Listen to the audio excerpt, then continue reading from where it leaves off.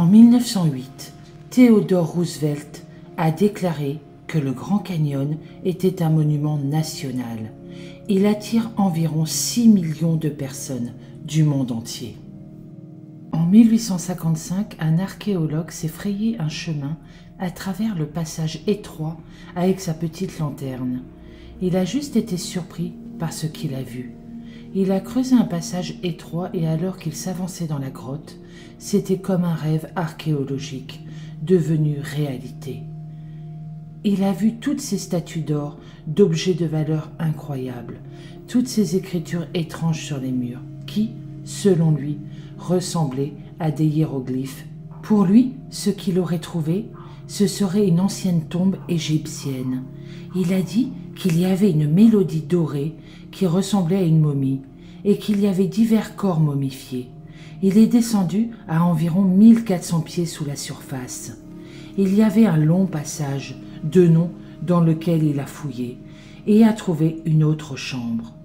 Il a estimé que des milliers de personnes auraient pu vivre ici. Il n'avait aucune idée de la façon dont tous ces artefacts sont venus à être au même endroit. Et il a dit qu'il devait estimer qu'il y aurait eu des centaines et des centaines de pièces et de passages qui étaient juste recouverts de ces peintures murales. Il a repris le chemin inverse. Il voulait absolument raconter son histoire. Il est descendu jusqu'à son petit bateau et a couru vers la ville pour raconter son incroyable histoire à la Gazette. Voici où cela devient bizarre, après qu'il soit retourné et a rapporté son histoire. Quelques jours plus tard, le Smithsonian a affirmé qu'il n'avait jamais entendu parler de lui. Il n'y avait aucune documentation de son existence. John Wesley Powell a été le premier explorateur du Grand Canyon. Il a remarqué de nombreuses grottes dans le Grand Canyon en descendant la rivière.